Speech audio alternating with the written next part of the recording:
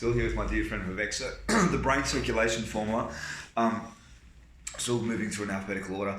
Brain and circulation, basically there's two foundations of natural health: keeping the body clean and keeping the circulatory systems moving. There's two circulatory systems. There's the bloodstream, which is pumped by the heart, or kind of accelerated by the heart because it is moving as we move. Some osteopaths call refer to the heart as an accelerator, not a pumping, but kind of pumps, excuse me. Accelerator. There's also something called lymphatic fluid, which is irrelevant to this because it's not the system that we're working on. But lymphatic fluid is a fluid that bathes every cell in the body, and then the cell spits its waste into the lymphatic fluid. It goes in the blood and out through the elimination channels, and the cell absorbs the nutrients from lymphatic fluid. But that's a different system.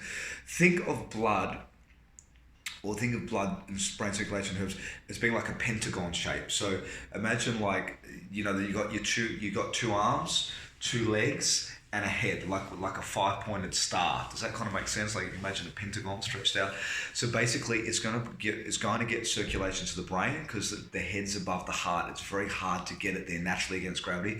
Heart, hands, feet, skin, and reproductive area. So that's really what brain and circulation herbs are designed to do. And it also helps get the blood in places that are hard to get to, through eyelashes, to the scalp, to the lips, again through reproductive area. Anything that it's a little bit hard to move through, because the blood moves through the eyes and the red blood cells in single file, these little red blood cells. So it really is designed just to do anything related to blood. And remember, over 50, the main way people die is stroke and heart attack. Everyone's scared of cancer, but it's actually cardiovascular stuff. Cardio means heart, vascular means vein.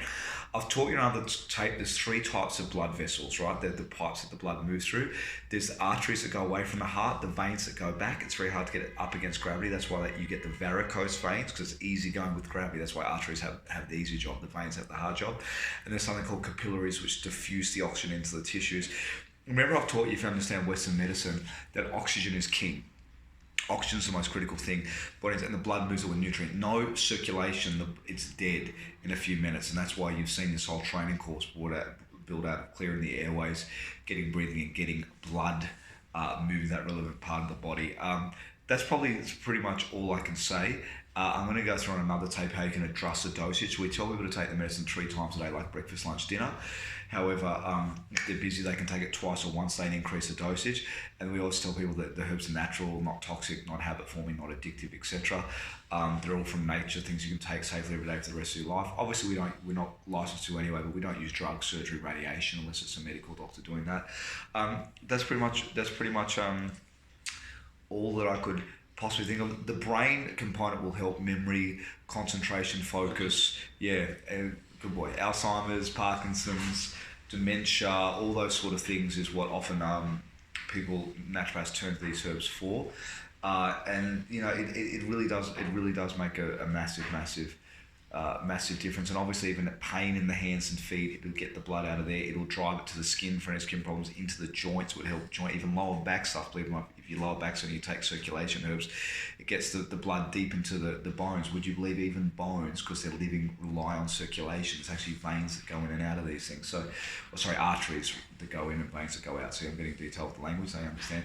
So that's all I was going to say. Eyesight is very dependent on circulation. You need blood to the eyes, so eye problems, you'll see them do it. Dizziness, I'll use a lot of circulation herbs. Tinnitus. People say tinnitus, and I say tinnitus to match them with their language. The medical word is tinnitus. Itis means something's inflamed. Tinnitus. There's a nerve in the ear that runs from the middle ear and the normal ear. There's 12 big cranial nerves. It's the 8th nerve. It goes to brainstem, so it's very good for circulation. But the circulatory system of circulation is one of the foundational systems that we use in the human body. So that's probably all I can think of. It's not designed to thin the blood. Sometimes they can act a bit like a blood thinner because it gets the blood going. If the blood's thick, it will. The idea is to help stop blockages and keep things moving, but it won't actually thin the blood in any way. If anything, it will improve the quality of the blood.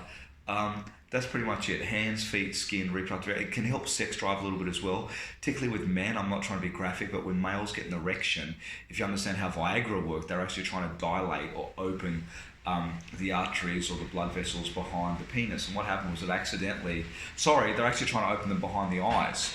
And what happened was they gave a drug trying to open the blood vessels behind the eyes, and it opened behind the penis. and they weren't sure why it was discriminating against one more than the other, and men were getting an erection, it wouldn't go down. When a man's healthy for what it's worth, he gets an erection all night and he wakes up that way. So the blood is flowing in and out, particularly for male, same with the woman though. But you need blood. We say in natural medicine, where blood goes, healing begins.